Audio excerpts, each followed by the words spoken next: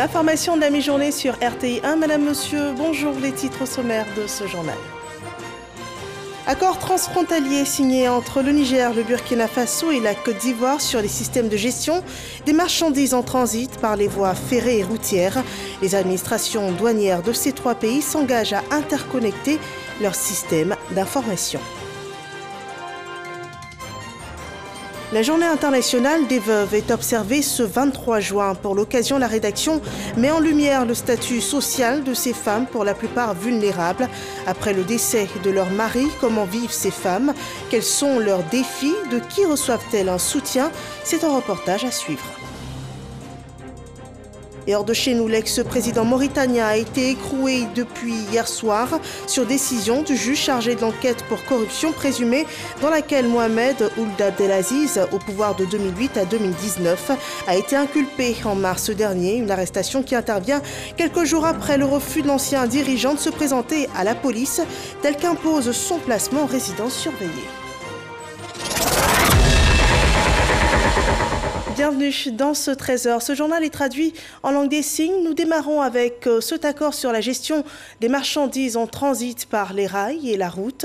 La Côte d'Ivoire s'accorde avec le Burkina Faso et le Niger pour l'interconnexion des systèmes d'information de leur administration douanière. Un accord qui s'inscrit dans le cadre du programme d'appui au commerce et à l'intégration régionale, suivant ces explications de Cheikh Koné. C'est désormais chose faite. 2 ans après le lancement réussi du système interconnecté de gestion des marchandises en transit SIGMAT par la route, le Niger, le Burkina Faso et la Côte d'Ivoire viennent d'être interconnectés par le SIGMAT par voie ferrée. Cette solution baptisée SIGMAT concernait jusqu'à ce jour uniquement le transit routier.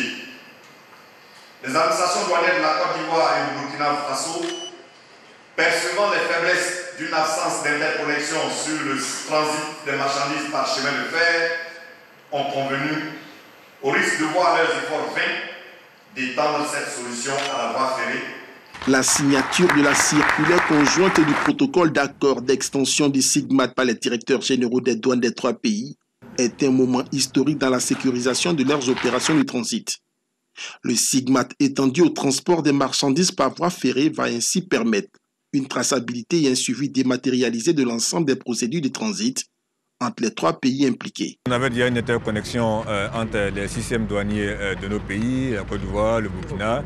Maintenant, nous basculons également l'interconnexion pour assurer, on va dire, un meilleur suivi des transports ferroviaires entre nos différents pays, Côte d'Ivoire, Burkina et Niger. Et donc ça va nous permettre d'assurer la sincérité des informations qui sont produites et assurer un meilleur suivi du transit douanier dans nos pays pour éviter des déversements frauduleux sur nos territoires qui, à la fin de la journée, sont nuisibles à la compétitivité de notre économie. Et à terme, l'idéal serait que l'ensemble de nos pays soient interconnectés, donc pour nous permettre de mobiliser suffisamment de ressources au niveau de la fiscalité des ports pour financer nos économies. L'interconnexion des systèmes informatiques douaniers constitue une avancée majeure dans la gestion du transit. Cependant, elle ne saurait résoudre tous les problèmes, ont expliqué les responsables des services douaniers. C'est pourquoi ils réclament un renforcement de la gestion de la garantie et le renforcement de la surveillance par le recours aux nouvelles technologies, y compris en matière de géolocalisation. Voilà un accord pour un meilleur suivi des procédures de transit entre ces 3 pays. L'union fait la force, le proverbe motive bien des secteurs. Les acteurs mondiaux du caoutchouc ont aussi fait un autour des problématiques de leur secteur. C'est à l'occasion du premier sommet virtuel sur le caoutchouc. En direct d'Abidjan, la rencontre a vu la participation de 22 pays. Le sommet a aussi enregistré 14 conférences et 4 panels. Un peu plus de 10 jours après la clôture, que retiennent les producteurs ivoiriens? Quels acquis pour le développement de la filière ivoirienne de caoutchouc? On fait le bilan avec Noël Gagnon dans le dossier Complice de la semaine. On regarde. L'EVA et la Côte d'Ivoire. Le mariage date de 1953 avec au commencement les plantations industrielles. Puis a suivi la vulgarisation avec l'avènement des plantations villageoises. Au nom des planteurs dits villageois, Kamara Youssouf. Le mariage avec l'EVA a commencé en 96-97 et en 2001, j'ai commencé ma plantation. pour le planteur qui a une petite superficie. Chaque année, de la première année jusqu'à la troisième année, il faut faire des remplacements, il faut faire les ouvertures de lignes pour que le plant d'EVA qui est mort puisse être remplacé afin d'avoir une bonne densité à la saignée. Au bout du compte, Kamara Youssouf est aujourd'hui propriétaire d'une vingtaine d'hectares d'EVA et a une lecture de la tenue du sommet mondial virtuel sur le caoutchouc en terre ivoirienne. Ce sommet, c'est le couronnement du travail de la Côte d'Ivoire au niveau de l'EVA-culture. Au cœur de cette rencontre, l'avenir du caoutchouc en tenant compte des aspects inclusifs, de la durabilité de la croissance, dans un monde marqué par la pandémie de la Covid-19 et le changement climatique. Voilà le menu des 4 jours de change d'Abidjan, des consommateurs, chercheurs, usiniers et producteurs de Côte d'Ivoire et le reste du monde, sous l'égide de l'IRCG. Cela en mode virtuel. Un défi que la Côte d'Ivoire a relevé. On a compensé la distance par la technologie. La technologie, pendant les 4 jours, nous n'avons pas eu de défaillance technique. Nous avons relevé le défi technique. Les problèmes d'électricité, les problèmes de connectivité ont été résolus. Nous avons suivi cette conférence comme si tout le monde était regroupé ici à Abidjan ou tout le monde était regroupé à Singapour. Au-delà des défis numériques relevés, quel est l'avenir du caoutchouc en Côte d'Ivoire et dans le reste du monde? S'agissant de la filière ivoirienne, elle jouit d'un avantage comparatif notable du fait de son organisation. Nous avons au niveau de la Promac fait en sorte que des clones à haut rendement, des produits de qualité soient distribués aux paysans. Ensuite, il y a un suivi régulier par l'encadrement agricole. Associant à cela les fruits de la recherche avec en pole position le matériel végétal et l'introduction de la saignée inversée dans le milieu rural qui a valu à la Côte d'Ivoire une reconnaissance de l'IRDB. Il y a les 2 aspects, la maîtrise de la technique de saignée et le fait d'avoir introduit la saignée inversée en milieu villageois, parce que le milieu villageois actuellement a plus de 80% de la production. Les acquis sont réels. À titre d'illustration, le niveau de productivité parmi les plus importants au monde. La saignée inversée a été introduite à partir de nos travaux en 2000. La productivité est remontée et on est passé crescendo jusqu'à 1600 kg sec à l'hectare. Reste la question de la durabilité et de la traçabilité. Faire en sorte que ce caoutchouc soit labellisé. À travers le monde, quand on dit le caoutchouc de Côte d'Ivoire, que tout le monde se dise « Ah oui, c'est un produit de qualité ». Voilà nos objectifs. Et à partir de ce moment, tous les acteurs, chacun à son niveau, tirera profit du travail qui est accompli. Pour ce travail constant et régulier, la recherche se dispose à jouer sa partition. Face au nouveau climat qui s'impose à nous, au nouvel environnement de production, il faut que la recherche, à travers la sélection de clones appropriés, de variétés appropriées à ce nouvel environnement, soit mise à la disposition. Non seulement le matériel végétal, mais la manière de cultiver, la manière de conduire la plantation, la manière d'exploiter le tronc de l'arbre, tout ceci doit être mis en faveur au service du producteur et de l'arbre pour une activité rentable et, n'oubliez pas ce mot, durable, de manière durable. Voilà qui conforte Kamara Youssouf pour l'avenir du caoutchouc. L'espoir au niveau du caoutchouc, parce que le Premier ministre nous a demandé d'explorer d'autres voies pour l'utilisation du caoutchouc. Et à partir du moment où on va explorer d'autres voies pour l'utilisation du caoutchouc, ça va permettre d'accroître la demande. Et quand la demande est importante, il va sans dire que le prix aussi sera fortement impacté et ça va vraiment arranger les planteurs.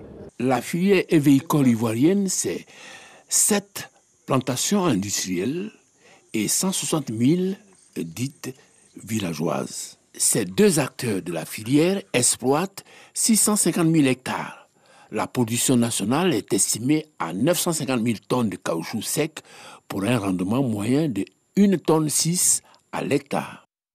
Et pour résumer, l'introduction de nouvelles méthodes de saignée, la maîtrise de ces techniques de production, la labellisation des produits de l'EVA et aussi de nouveaux dérivés. Voilà comment se définit l'avenir du caoutchouc ivoirien. Un ensemble de défis à revoir dans ce dossier réalisé par Noël Gnagno, un dossier à revoir sur rti.info. Dans ce journal, nous portons aussi nos regards sur les veuves. Dans la plupart des communautés, ces femmes qui ont perdu leur conjoint sont dans un perpétuel combat pour leurs droits fondamentaux, leur dignité, la survie de leurs enfants, très souvent sans mesure de soutien. Les Nations Unies en dénombrent plus de 258 millions dans le monde. Et à l'occasion de la Journée internationale des veuves observée ce 23 juin, la rédaction a enquêté sur la situation juridique en Côte d'Ivoire de ces femmes vulnérables. Certaines ont accepté nos caméras dans leur quotidien, suivant ce reportage de Serge Coléa. Madeleine Yao est veuve, mère de 7 enfants. Elle vit dans la commune de Yopougon. Depuis le décès de son mari en 2011, elle supporte difficilement les charges familiales. La situation vraiment est difficile. Des fois même, je prépare du riz avec du piment et puis on mange. Et je suis seule avec mes enfants. Les parents m'ont abandonné. Petit Toit Rouge, dans la commune de Yopougon, Jeanne-Louise, mère de 10 enfants, a perdu son époux en 1989. Sa situation est beaucoup plus reluisante. Grâce à de petites activités commerciales, elle est parvenue à subvenir aux besoins de ses enfants. Je vends l'eau, les jus, les gâteaux, je ne peux pas les abandonner. Dieu me disait 10, mais Dieu me donnait quand même les moyens, avec les choses que je vendais pour m'occuper d'eux. C'est eux qui payent ma maison. Et actuellement, ils sont en train de construire ma villa qui est vers Bassam. Nadège et Marie-Laure, ces deux filles, témoignent des efforts consentis et de la générosité de leur mère. Aujourd'hui, ces enfants constituent un soutien pour elles. Certains parmi eux vivent en Europe. En tout cas, vraiment, c'est ma copine. Elle est tout pour moi. Depuis que mon père est décédé, elle ne m'a jamais laissé. Depuis mon enfance, elle m'a toujours aimée. Et je l'aime vraiment de tout mon cœur. Une dame qui est vraiment battante. Voilà. Elle ne dort pas.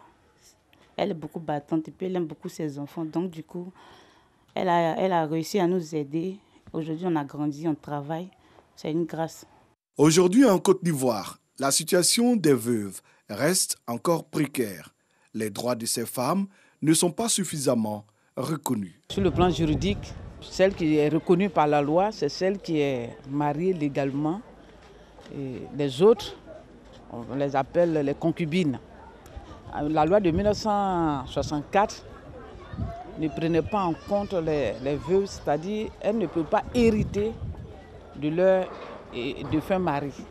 Mais maintenant, la loi de juin 2019 a quand même aidé un peu les femmes à ce niveau-là. C'est-à-dire que maintenant, la veuve peut hériter du quart des biens de son mari.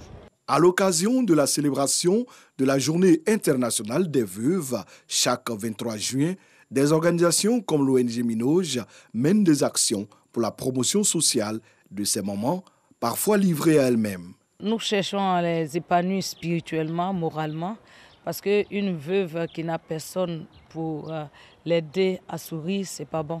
Et donc déjà, nous sommes auprès d'elles comme des personnes qui les soutiennent et leur donner la force de vivre. Perdre un époux, ce n'est pas facile. Et surtout quand tu es en phase avec la famille et que quand ça va, c'est bon. Mais quand ça ne va pas, tu es livré à toi et aussi avec les enfants. Formation, insertion et aide financière. Des actions initiées par l'ONG pour l'épanouissement des veuves. De quoi les réjouir.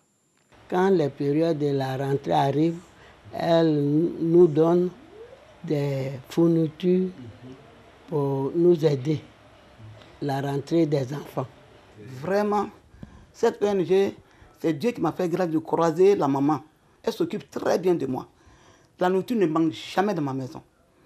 Elle me soutient financièrement, Dieu me soutient vraiment moralement. Selon les Nations Unies, le nombre de veuves est estimé à plus de 258 millions à travers le monde entier.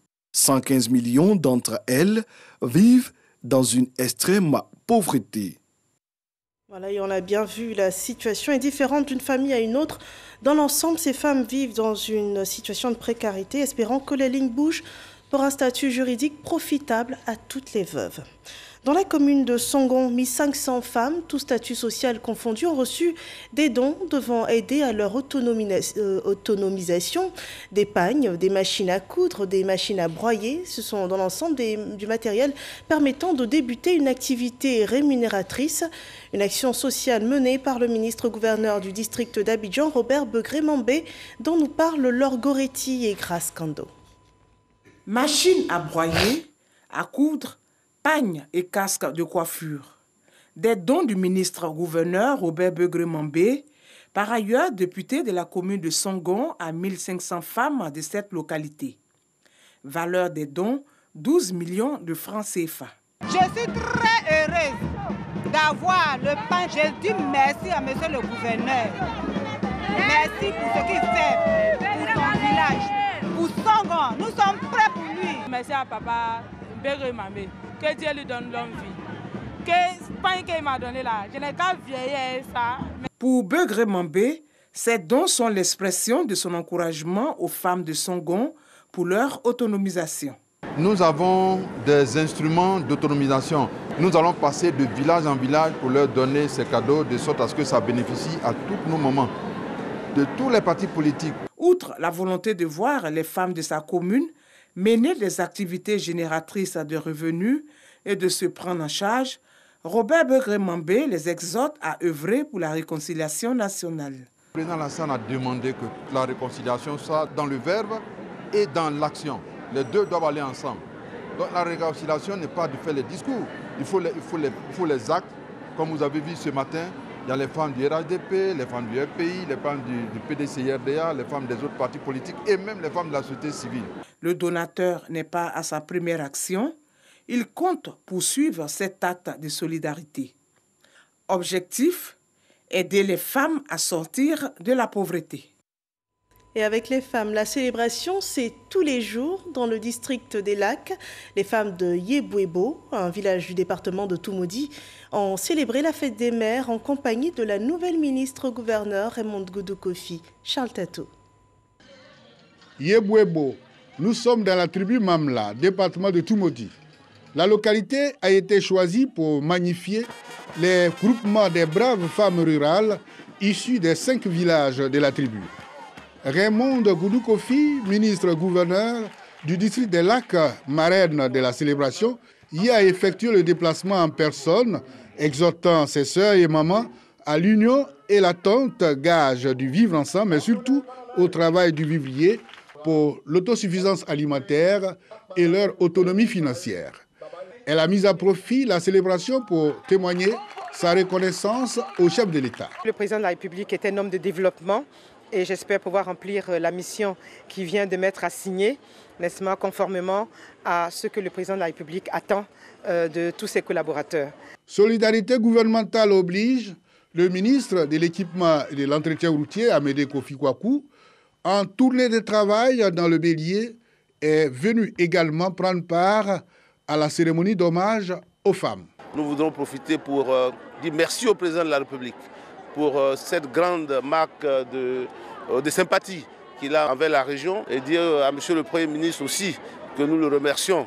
Dans cette région donc des Lacs, il y a beaucoup de challenges en termes de développement. Ce sont des problèmes qu'elle aura donc à gérer avec les différents conseils régionaux. Et nous serons donc à ses côtés pour qu'elle puisse bien accomplir sa mission. La tribu Mamla compte 5 villages. Les femmes célébrées issues des 5 villages de cette tribu ont des coopératives très performantes en matière du vivrier. Centre du pays, parlons cette fois de la lutte contre la malnutrition. À Yamoussoukro, 11 comités régionaux pour la nutrition, l'alimentation et le développement de la petite enfance ont été mis en mission. Ils devront, dans les différentes zones d'affectation coordonnées, suivre et évaluer les interventions nutritionnelles avec un accent particulier sur les enfants. Kader Sogodogo. L'accès aux principaux services de développement, notamment la santé, la nutrition et la protection sociale, reste un impératif pour la petite enfance. À cela, il faudra ajouter l'attention dont l'enfant doit bénéficier dans le cadre familial, ce qui va l'éloigner de nombreuses difficultés. En adhérant depuis 2013 au mouvement mondial Skolindap Nutrition, l'engagement du gouvernement de Côte d'Ivoire allait être traduit par la création du Conseil national pour la nutrition, l'alimentation et le développement de la petite enfance. À ce niveau, les choses se renforcent. Le président de la République, son Excellence Alassane Ouattara, a fait de la priorité la lutte contre la malnutrition, dont sont victimes nos enfants dans l'âge compris entre 0 et 5 ans et les femmes en âge de procréer. Et donc, la malnutrition, malheureusement, c'est une problématique qui est mondiale et notre pays n'y échappe pas du tout. Et c'est un problème également qui est beaucoup plus rural que urbain. C'est pour ça qu'on nous a donc demandé d'installer les comités de nutrition régionaux. Au cours d'un atelier, l'heure est à l'installation de comités régionaux. Ils sont 11 au total. Beke, Ambol, Nzi, district autonome de Yamoussoukro, district autonome d'Abidjan, Grand Pont, Boclé, Go, Lodjibois, Moronou et Indénié-Douablin. Les comités sont présidés par les préfets de région. Il nous appartient, nous, en tant que représentants de l'État, de prolonger les actions du gouvernement de telle sorte qu'on puisse arriver à mettre fin à ce fléau de la malnutrition. Nous sommes les secrétaires techniques de ce que nous voulons mettre en place.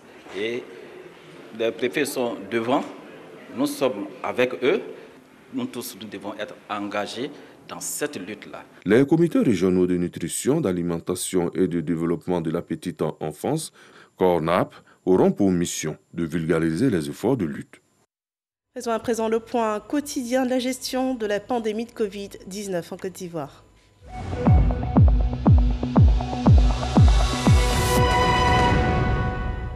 La courbe des cas en ce moment est plutôt rassurante, mais nous sommes loin d'être hors de danger. Le dernier bilan sanitaire présente 11 nouveaux cas positifs, 24 nouvelles guérisons et malheureusement un décès. La Côte d'Ivoire totalise à ce jour 48 058 cas confirmés, dont 47 511 personnes guéries, 309 personnes décédées. Il reste encore 238 cas actifs pour ce qui est de la vaccination. Au moins 735 677 doses de vaccins anti-Covid ont été administrées à cette date. Et notez que la campagne vaccinale est renforcée sur le territoire ivoirien par l'administration des doses de vaccin Pfizer qui garantira un taux de protection d'au moins 95%. Dans ce contexte de pandémie, le plateau technique des centres hospitaliers est amélioré. Plusieurs chantiers ont été lancés. Pour un cadre sanitaire acceptable, le ministre de la Santé et de l'Hygiène publique et de la couverture maladie universelle a ainsi évalué l'état d'avancement des travaux de réhabilitation du CHU de Cocody, une visite que rapporte Jean-Marc Djadji.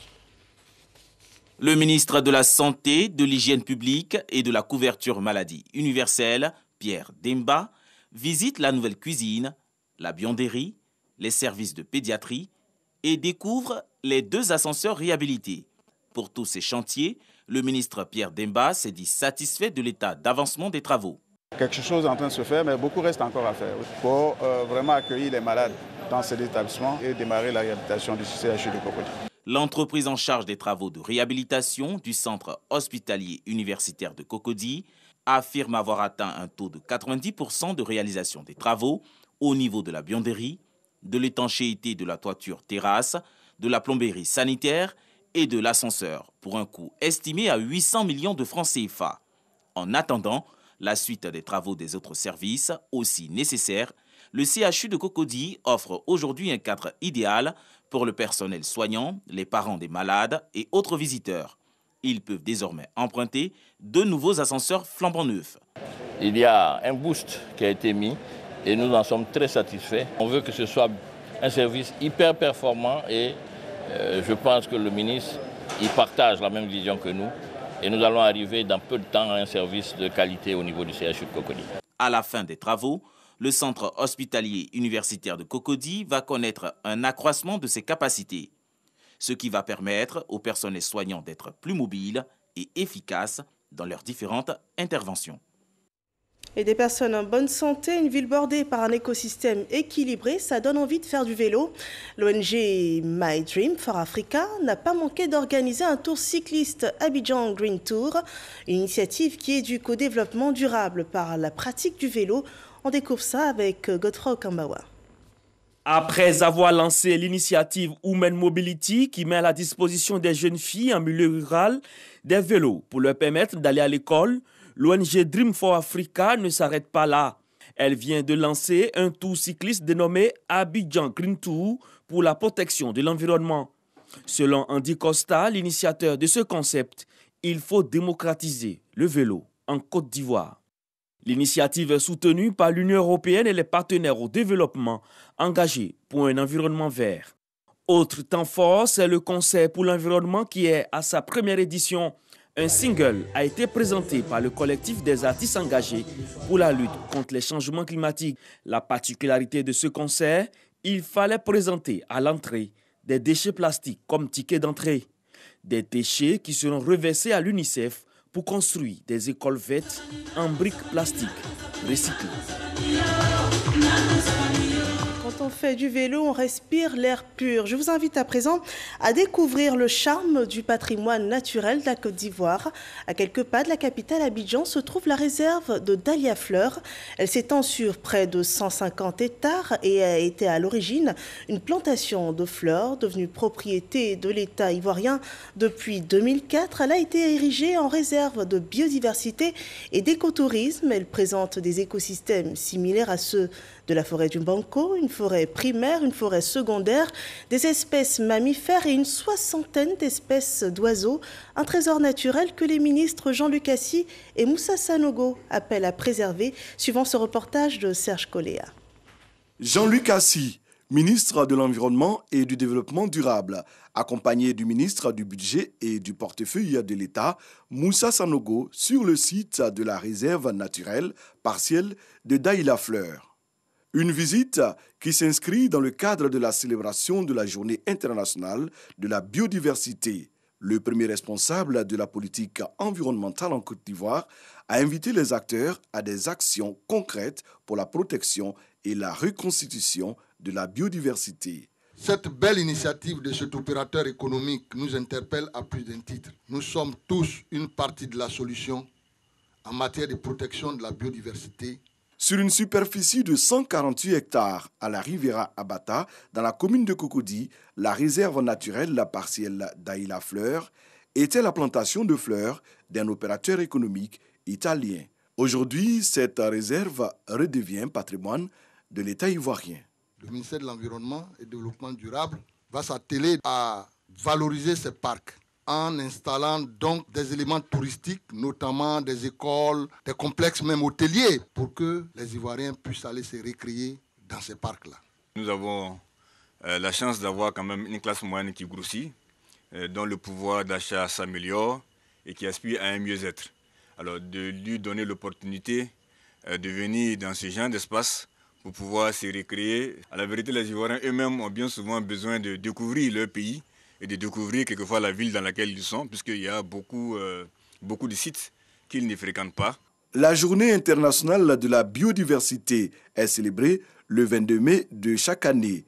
Cette année, l'édition 2021 s'articule autour du thème « Nous faisons partie de la solution », une invitation à la responsabilité individuelle vis-à-vis des ressources naturelles. Je vous invite à présent à suivre ce communiqué de la CEI portant sur les législatives partielles. Un communiqué lu pour vous par Franck Quadio. La Commission électorale indépendante CEI a proclamé solennellement le 13 juin 2021 les résultats provisoires des élections partielles des députés dans les circonscriptions électorales 11, Gbelo, Gwekan, Kona, Waninou, Saboudougou et Santa, 25, Mankono, 85 Atoutou et Jacquesville, 148 Dabouyou et Gueyo, 174 Dogbo et Grand-Béribi, 203 Séguéla commune et sous-préfecture. Suite à la transmission des 10 résultats ainsi que des procès-verbaux y afférents au Conseil constitutionnel, celui-ci, par lettre en date du 22 juin 2021, a informé la CEI qu'au terme de la période ouverte pour le contentieux, il n'a reçu aucune requête en contestation des résultats provisoires des élections partielles du 12 juin 2021. En conséquence, sont déclarés définitivement élus dans la circonscription électorale 11, Gbelo, Gwekan, Konan, Waninou, Saboudougou et Santa Commune et sous-préfecture, M. Mamadou Sanogo, député titulaire, et M. Dosso Youssouf, député suppléant. Dans la circonscription électorale 25, Mankono, commune sous-préfecture, Mme Fofana Salimata, députée titulaire, et Mme Bodo Seguecho, députée suppléante. Dans la circonscription électorale numéro 85, Atoutou et Jacquesville, commune sous-préfecture, M. Lobouanke Léon, député titulaire, et M. Adja Seregbo Albert, député suppléant. Dans la circonscription électorale 048 d'Abouyou et Gueyo, commune et sous-préfecture, M. Blessaï Félix, député titulaire, et M. Zobo Kelekouba Blaise, député suppléant. Dans la circonscription électorale 174 d'Ogbo et Grand-Béribi, commune et sous-préfecture, M. Iepawa Cyril, député titulaire, et M. Bon Nemelin Émile, député suppléant. Et enfin, dans la circonscription électorale numéro 203, à Séguéla, commune, M. Bakayoko Zoumana, député titulaire, et M. Timité Saindou, député suppléant. La CEI transmettra les noms de ces nouveaux élus à l'Assemblée nationale. Les résultats des législatives partielles communiqués par la commission électorale indépendante. L'actualité hors de chez nous, en Mauritanie, l'ex-président Mohamed Ould Abdelaziz a été arrêté hier soir et placé en détention par un juge du pôle de lutte anticorruption du parquet de Nouakchott-Ouest. Mohamed Ould Abdelaziz, qui a dirigé la Mauritanie entre 2008 et 2019, a été inculpé le 12 mars dernier pour corruption, détournement de biens publics et blanchiment d'argent. Des faits qu'il a toujours niés et ses avocats dénoncent cependant une décision arbitraire. L'ancien président serait, selon eux, victime de règlements de comptes politiques. Au Pérou, un fort séisme de magnitude 6 a frappé Lima et d'autres secteurs de la côte centrale hier soir. Aucun dommage majeur ou victime n'ont été immédiatement répertoriés selon le Centre sismologique national, écartant ainsi tout risque de tsunami. Ce tremblement de terre intervient alors que le pays attend toujours la proclamation officielle des résultats du second tour de la présidentielle du 6 juin dernier. Le jury national électoral étudie encore les recours déposés par Keiko Fujimori qui a demandé l'invalidation de plusieurs dizaines de milliers de suffrages. Voilà, c'est la fin de ce journal. Merci de l'avoir suivi. À 15h, le retour de l'information sur RTI 1. Je vous retrouve demain à 13h pour le journal de la mi-journée. Je vous souhaite un excellent après-midi sur RTI 1.